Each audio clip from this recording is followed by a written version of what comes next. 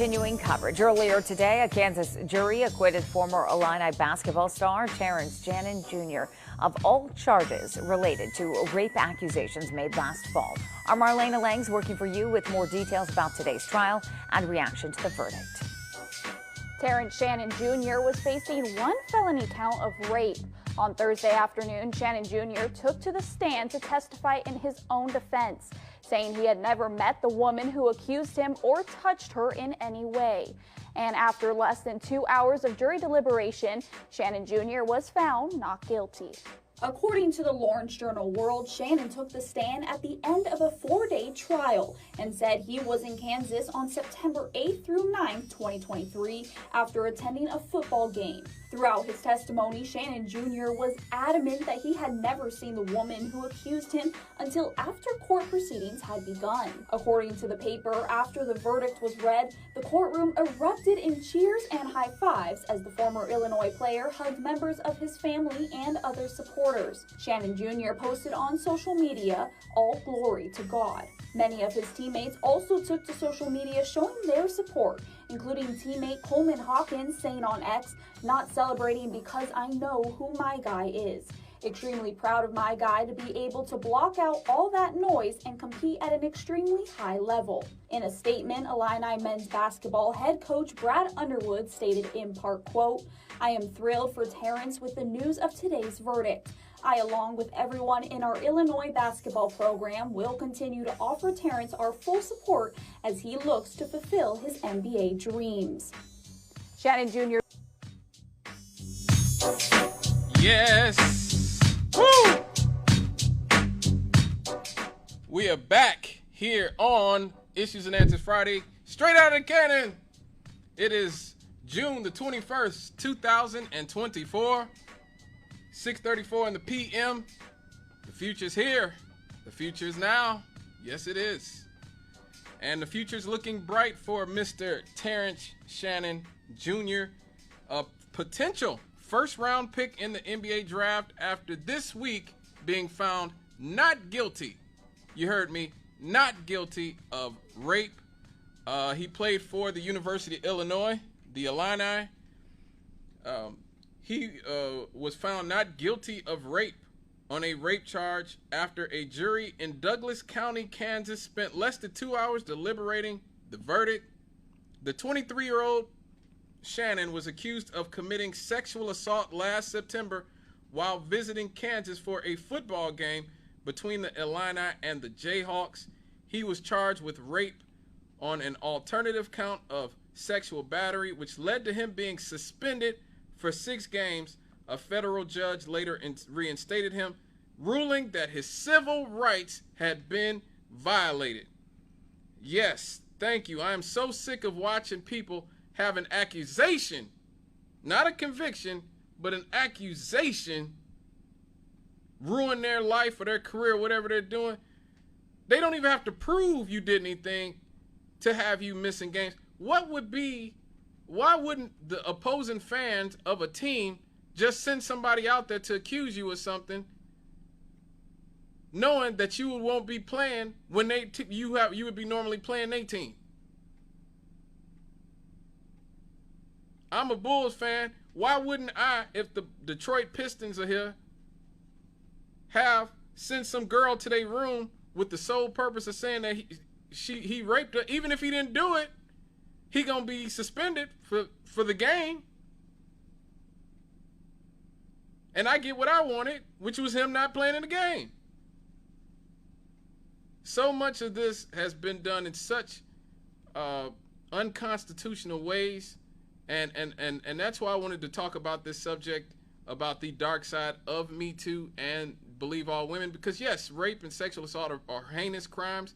The men or women, let's be equal opportunity. The people who commit that crime should be punished to the full extent of the law.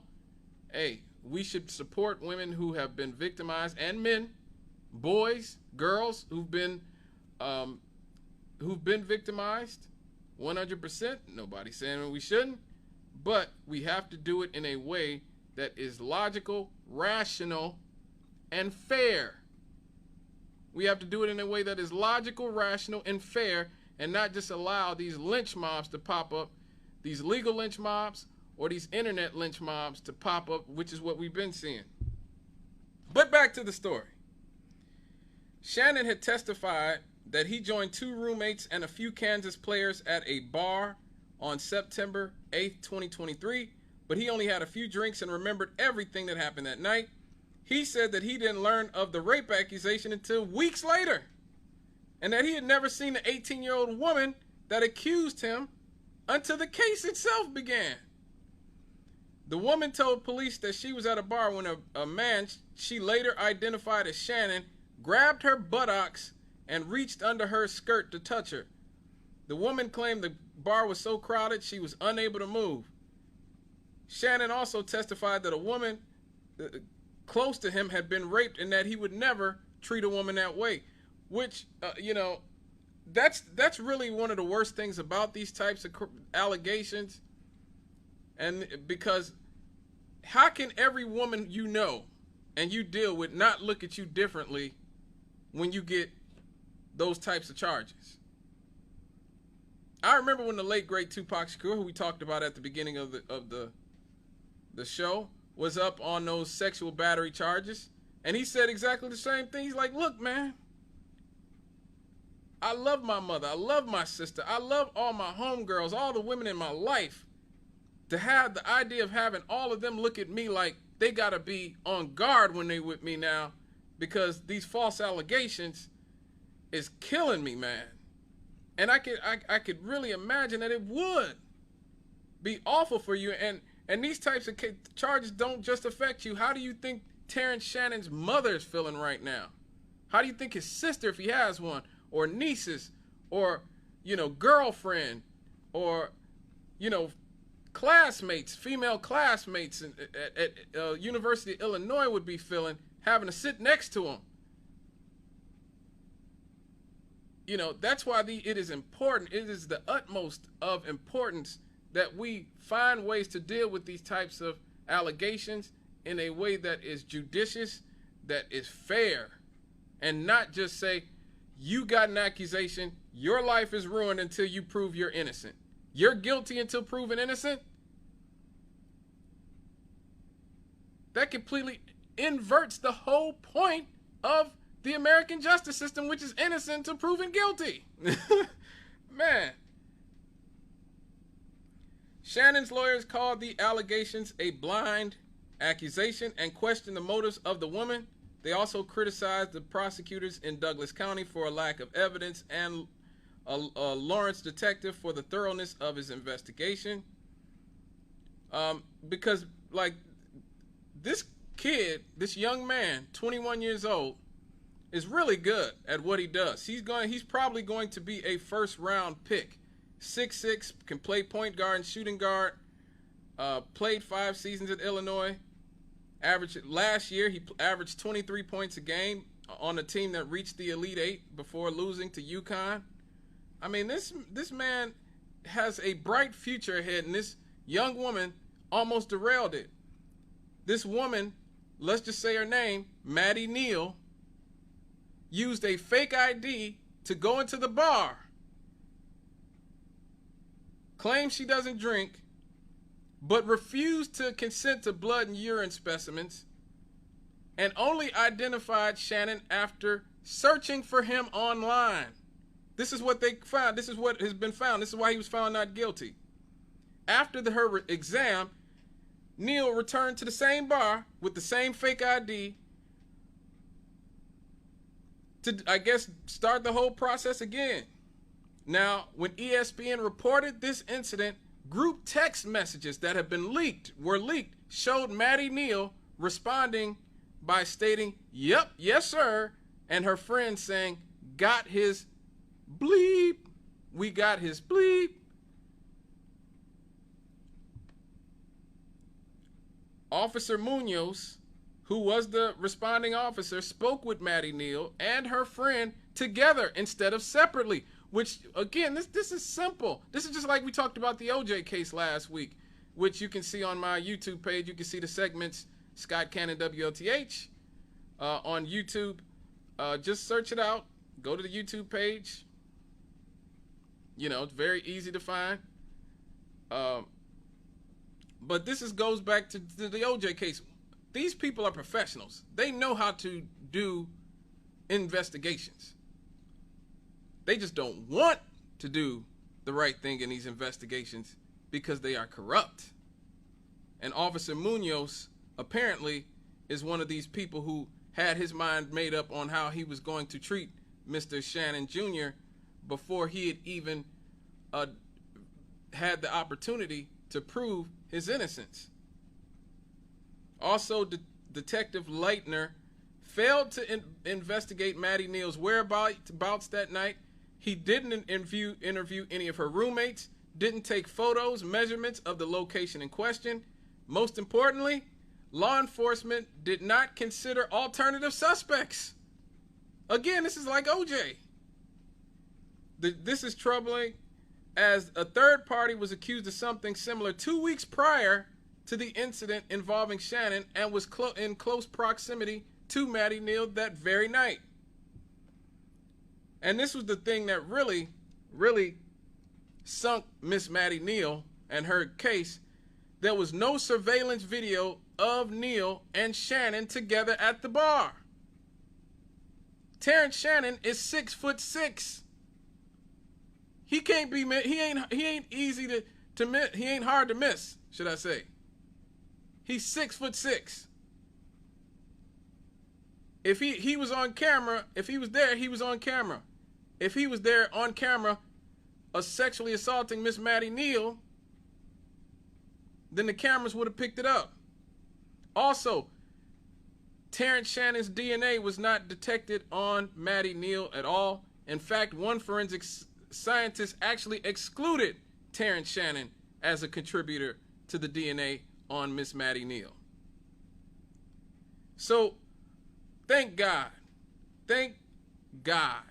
that Mr. Terrence Shannon Jr.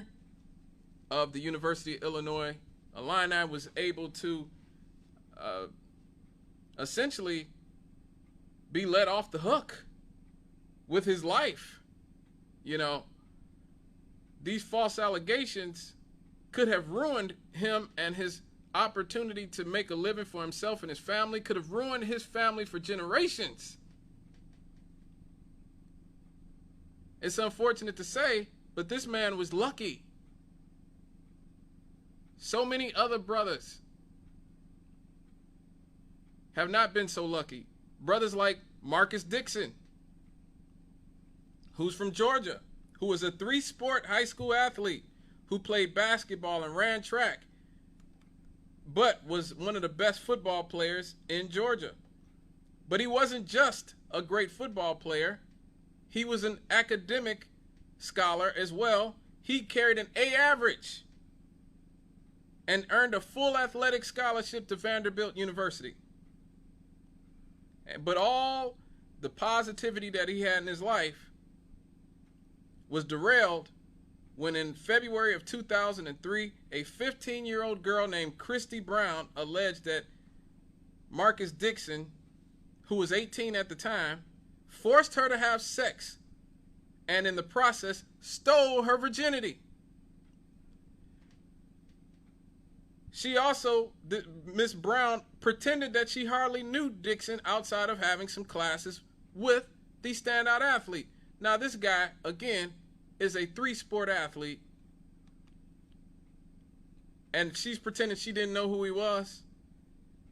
I mean, we all remember high school. I went to performing arts school, and even I knew the athletes that went to school with me. We didn't even have any teams at Emerson, and I knew the guys who were big stars if they were playing for another school and were stars. Come on, everybody knows who the jocks and the cheerleaders are in any school. Stop the nonsense. So this case goes to trial, and Marcus Dixon was acquitted of rape, battery, assault, and false imprisonment. Due to the alleged victim just being 15, however, he was still found guilty of statutory rape and aggravated child molestation. He was sentenced to 10 years in prison. of which he served 15 months. Upon his release, the aggravated child molestation charge was overturned, but the statutory rape charge remained. Now, luckily for him, he was still very young, so he was able to go to Hampton, which is the HBCU, and got a full athletic scholarship from Hampton. Ultimately, he actually did make it to the NFL. Luckily for him, even though he was not drafted by the NFL, he did end up making it to the NFL, signing with the Dallas Cowboys as an undrafted free agent, and played for 6 seasons in the NFL. So good for him for putting his life back together. He also volunteered as a coach and coached it at a lot of different places before being offered the Bill Walsh Minority Coaching Fellowship by the Dallas Cowboys in 2015. He also spent 4 seasons from 2017 to 2020 at another HBU, at Hampton, working in various capacities. He actually, in 2021, made it back to the NFL level as a coach after being hired by the Rams as their assistant line coach. So he was fortunate. You know, he ended up going to prison on some ridiculous charges, but he still made it. But it's not only black men this happens to. In 2022, just a few years ago, the Buffalo Bills punter Matt Araiza was named in a civil lawsuit alleging that he participated in a gruesome gang rape of a 17-year-old girl while attending a 2021 party near the San Diego State University campus that he played for when he was in college. A few days later, after the fury of the lawsuit, the Buffalo Bills cut him. Again, all it takes is an allegation. All it takes is an allegation, and this young man, who was one of the best punters anybody's ever seen, was out of a job. Now, he immediately denied any wrongdoing, acknowledging only that he, 21 years old at the time, had consensual sex earlier at the off-campus party with what he believed to be an 18-year-old. Well, it took 16 months. 16 months. But it finally happened. The accuser withdrew the civil suit against Araiza. Now, obviously, she did not do this just out of the goodness of her heart. Okay? Eventually, she was found out.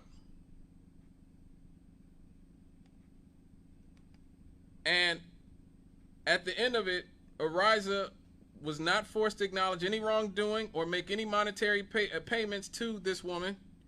His only concession was that he pulled his own defamation suit against the woman, though he maintained the right to sue her attorney, who also defamed him. Also, the San Diego County Police investigated the incident and declined to recommend that any charges be filed against anyone. Okay? Additionally, Araiza can point to a recorded meeting in which the San Diego prosecutors told the woman that while the civil suit accused Araiza of leading the woman into a bedroom where 4 men waited before throwing her first down on the bed, the evidence led them to conclude that Araiza wasn't even there when she went into the bedroom. He wasn't even at the party anymore. Deputy District Attorney Trisha Amador explained to the woman. Later, going through a timeline of the night, she said, all I know is at that point, Araiza, the suspect, was gone from the party. Amador even cast doubt on whether a gang rape even happened, stating that due to video recording from the bedroom, I absolutely cannot prove any forcible sexual assault based upon what happened. A civil suit against the other 4 men remains active. Amador also told the woman that a witness stated that she was telling people at the party that she was 18. So other witnesses heard this woman saying she was 18. Matt Araiza left the party after, I guess, whatever consensual encounter they had. Other people at the party saw and heard this woman lying and saying she was 18. And again, he still has not made it back to the NFL. It's been over 2 years. It's been about 2 years, but still, this man has not been able to get his reputation and career back, in spite of the fact that he did nothing wrong. Now, this is nothing new for all of us in the black community. I think we grew up hearing about the stories about Black Wall Street, who the living victims of the case just were denied justice again by Oklahoma's Supreme Court because they had a lawsuit. They were trying to get reparations and restitution for damages done to them on that day in 1921, in June of 1921, and they were denied justice for that. Same thing happened in Rosewood, when a white woman falsely blamed a black man for raping her, and a lynch mob came and burned the entirety of the black town of Rosewood to the ground. I think we all know, remember, and have heard a lot about Emmett Till. Emmett Till, who was falsely accused of sexual assault by a white woman in 1955. And she went to go get her husband and her brother and all these other people, and they went and grabbed Emmett Till out of his bed and lynched that poor boy and murdered him at 14 years old. We've heard about these stories. But have you heard about the Scottsboro boys? These were 9 young black boys who were teenagers who were accused of raping 2 white women in 1931.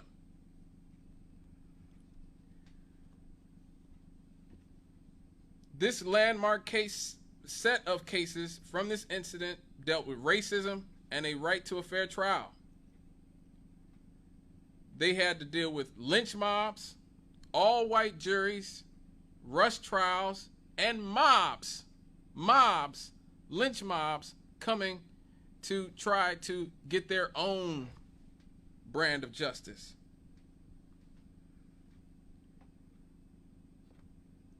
On March 25th, 1931, 24 people were hoboing on a freight train traveling between Chattanooga and Memphis, Tennessee. These hobos were an equal mix of black people and white people. A group of white teenage boys saw 18-year-old Haywood Peterson on the train and attempted to push this young man off, claiming that it was a white man's train. A group of whites then gathered rocks and attempted to force all the black teenagers from the train. Patterson and the other black teenagers were able to ward off the group. The humiliated white teenagers jumped or were forced off the train and reported to a nearby train master that they had been attacked by a group of black teenage boys. Of course, cry bullies. That's what we call them now, cry bullies. Somebody who tries to bully you, and when they fail, they become the victim. Cry bullies. Bullies who make themselves the victim. And that's what these white boys were in this particular case. Shortly thereafter, the police stopped and searched this train at Paint Rock, Alabama, and it arrested the black teenage boys. 2 young white women were also taken to the jail, where they then, out of the blue, decided that these black boys had raped them. The case was first heard in Scottsboro, Alabama, in 3 rush trials in which the defendants received poor legal representation. All but the 13-year-old Roy Wright were convicted of rape and sentenced to death. This was a common sentence in Alabama at the time for black men convicted of raping white females, even though there was any medical evidence indicated that any rapes had taken place. That, again, that is believe all women taken to the extreme. And it has always troubled me when I see so many black women who know this stuff, who are willing to jump on these types of train, the Me Too, the Believe All Women train. Look, like I said, sexual assault is a horrific crime. Anybody who commits it should be prosecuted to the full extent of the law. Not saying that they shouldn't be. Okay?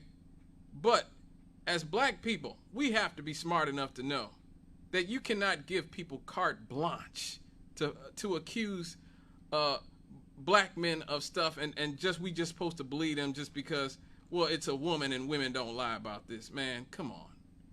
Brian Banks was another young football player who was falsely accused of rape by one of his classmates. He went to prison, sir. He was another star football player on his way to college with NFL aspirations. He was that good of a player, one of the best football players in America. His classmate accused him of rape. He ends up going to prison. And after he gets out of prison, serves his sentence, he meets up with the woman and she confesses that she made the whole thing up.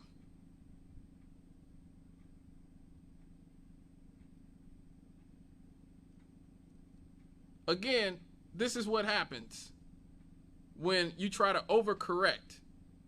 You try to overcorrect the problem. Sexual assault and rape were problems. Sexual harassment were big problems. And so to overcorrect for that, we come to Believe All Women, which goes back too far in the other direction, gets us back to the Emmett Till, Scottsboro Boys, Black Wall Street position, where, you know, Believe All Women means that, you know, all women aren't wrapped too tight. Okay? Some women aren't wrapped tight. Okay? And, you know, I'm not saying most women are crazy or all women are. No, don't put that on me. But there's enough. There's enough Carolyn Bryants in the world. What we should be asking for is justice and fairness. Take all these accusations serious. Investigate them. Women, if you've been victimized, go directly to the hospital, directly to the police. Let them take the evidence so that it can be preserved. We have to be on our police and our district attorneys about these cases and make sure that that the police don't just leave the evidence. I've seen horror stories about how the police have neglected evidence from rape cases and the evidence degraded to the point where it couldn't even be used anymore so that women wouldn't even get justice for being raped. Like, this is going to take a society-wide reevaluation of values here. But just allowing somebody to make an accusation to ruin somebody's life ain't the way to do it, folks. It really is not. I mean, I'd be remiss if I didn't bring up Duke Lacrosse. You know, that was a case from when I was a very young man. I think I might have been in high school or maybe just a few years out of high school or something when that happened. And as a black man, I felt so much rage when I heard that the Duke lacrosse team, all these white guys, had raped a black stripper named Crystal Mangum. And ultimately it came out that she was indeed crazy and not wrapped too tight herself. And those boys were innocent. And so many of us in the black community, you know, again, knowing our history of our women being raped and sexually assaulted by white men throughout the South during segregation, Jim Crow, the black codes, we're so ready to go down there and want to be exactly the type of irrational lynch mobs that were coming for the Scottsboro Boys. And come to find out, we were wrong. So this isn't about dogging out women of any color or just dogging out women, period. Okay? But you have to have a fair system of justice, and just allowing people to make an accusation without any proof and ruining somebody's life, that ain't the way to go about it, folks. I'm very happy for Terrence Shannon Jr. God bless the young man. I hope he has a long, prosperous career in the NBA. I hope he's able to provide for his family. And I hope he stays on the right track. I hope he realizes that he has an opportunity that so many black men who were innocent, completely innocent, haven't gotten. All right, folks. It is 7:03. Yes, we're already into the second hour. So you know what that means. It is time for the Happy Happies. Yes, it's time for the Happy Happies. We will be right back after these on WLTH 1370 AM. That's 92.7 in the FM dial. The region's choice, the people's voice. Stick with me now.